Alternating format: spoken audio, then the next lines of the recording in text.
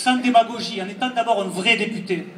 Un député qui ne cumule pas. Et je voterai une loi sur le cumul des mandats, parce que c'est un engagement de François Hollande. Et sachez qu'ici, celui qui sera député, il devra faire un choix entre ses mandats et celui de député. Si je suis élu député, je resterai député pour légiférer à Paris et pour animer ce territoire. Et pour moi, c'est important que Patrick soit à mes côtés, parce qu'il n'est pas là que par amitié, même s'il y a beaucoup d'amitié. Il est là par amour de ce territoire. Je veux être un député utile. Utile pour le changement, utile pour ce territoire, mais aussi efficace. Et croyez-moi, c'est une force quand on a le soutien comme Patrick, quand on a le soutien du président du département, quand on a le soutien du président de la région, qu'on a le soutien du président du Sénat comme demain, à vos esprits. Voilà, vous avez compris, ma candidature, elle n'est pas seule.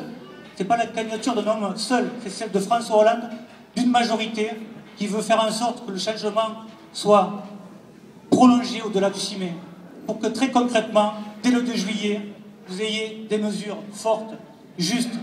Parce que s'il y a un leitmotiv à avoir pendant 5 ans, et c'est ma promesse, je ne voterai que des mesures qui sont justes.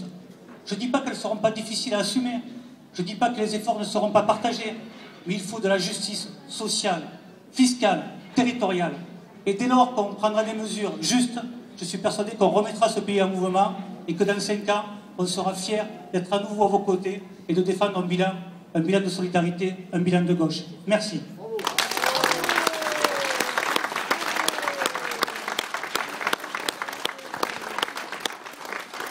Vas-y Patrick, à toi.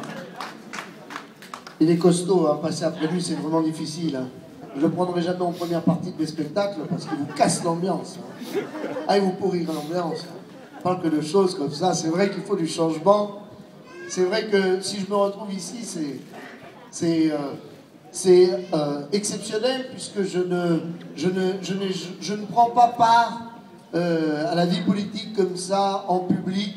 Je pense que ce sont des choses privées. Ma vie privée, j'aime bien qu'elle reste privée. Mes opinions, c'est pas que je ne les dévoile pas, c'est simplement parce que je ne veux pas prendre une responsabilité comme ça, quand on prend la parole et d'engager des gens derrière moi.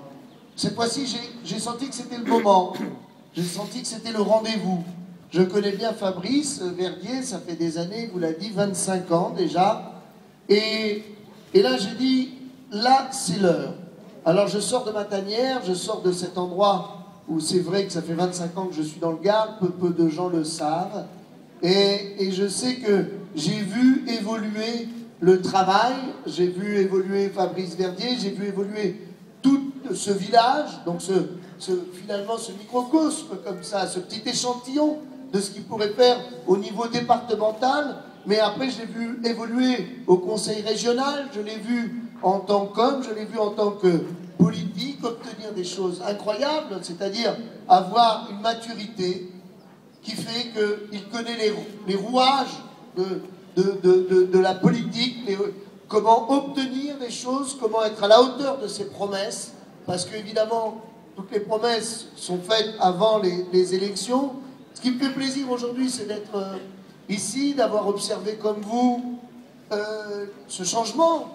Déjà, c'est quoi le changement déjà? C'est pas la victoire, mais déjà ce qu'on peut observer, c'est que entre ce François Hollande dit maladroit, pas respecté dans le monde entier, où les portes étaient fermées, c'est fantastique qu'aujourd'hui cet homme, Obama, on dirait qu'il a toujours été ami avec lui, puisque le soutient même dans ses engagements.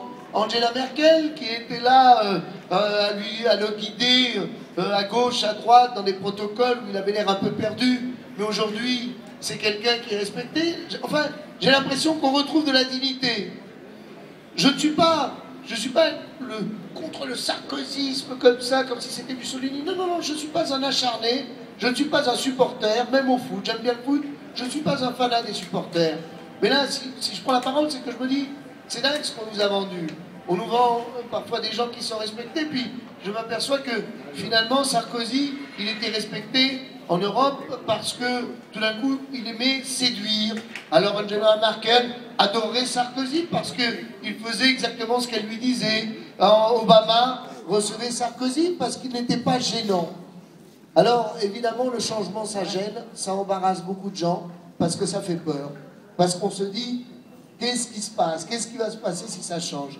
Alors, la seule chose dont je me rends compte déjà, c'est que même si la partie est difficile, évidemment qu'elle est difficile, le changement et les engagements sont déjà dans l'attitude des autres et dans le regard des autres. C'est-à-dire que le regard, quand on change le regard, on le sait par la discrimination, par l'évolution du regard des autres, c'est qu'on a déjà fait un début de travail et un début de changement.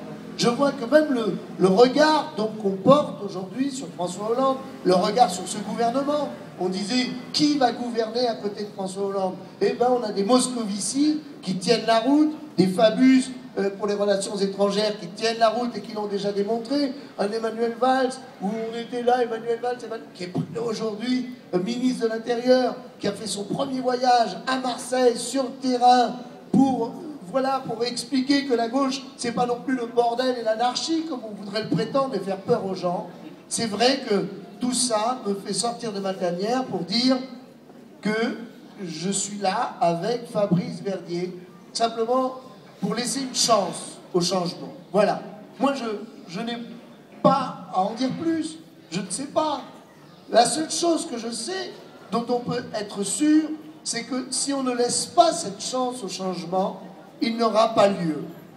Et voilà la simple raison de ma sortie, la simple raison de mon accompagnement, de dire, évidemment, ne pas être avec quelqu'un qui est d'abord professionnel, puisque je vous l'ai dit, j'ai vu, effectivement, moi j'habite un village bananier, parce qu'il a quand même été réélu à 98%. Ce qu'il faudrait, c'est une opposition dans le village maintenant. C'est un peu limite.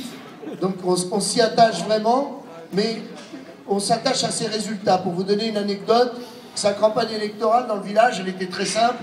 Il a fait une photocopie, voilà ce que vous avez eu, voilà combien ça vous a coûté, voilà combien ça a coûté. Les gens, ils ont fait le calcul, ils ont dit on va revoter pour lui. Hein. Voilà. C'est simple, c'est quelqu'un de très efficace, quelqu'un qui est mûr, c'est l'heure du rendez-vous. Moi, un jour, quelqu'un m'a donné rendez-vous, j'ai pu faire certaines choses, j'espère que j'aurai encore des gens pour me donner rendez-vous, que je suis pas en fin de carrière, et j'ai des rendez-vous aujourd'hui encore, mais c'est très important de savoir que la maturité d'un homme a rendez-vous avec une fonction, et que c'est la fonction qui fait l'homme. Et voilà, donc, à Hollande, où on disait « Oh, Hollande, machin, mot du genou », aujourd'hui le président est respecté. Je dis que Fabrice Verdier attend sa fonction, et si je suis là, c'est pour me dire que Fabrice Verdier a rendez-vous avec cette fonction, c'est l'heure, et en plus, ça tombe très bien, parce qu'il est proche de ce gouvernement qui doit effectuer et qui doit pouvoir travailler. Et la façon de le faire travailler, et de pouvoir le juger. On redescendra dans la rue si on n'est pas content. Mais il faut laisser cette chance. Voilà pourquoi je suis là. C'est moins drôle que d'habitude. Heureusement que je ne me suis pas pris des bites comme ça dans ma vie. Mais moi aussi, c'est l'heure du changement. Ne pas faire rire, vous voyez. Voilà, donc je vous dis rendez-vous dimanche. C'est très important de voter. Votez pour qui vous voulez, d'ailleurs, aussi, parce que c'est très important. Quand on voit même pas respect pour les gens qui se battent et qui meurent chaque jour en ce moment dans le monde entier parce qu'ils n'ont pas la liberté que vous avez, voilà, de pouvoir changer les choses.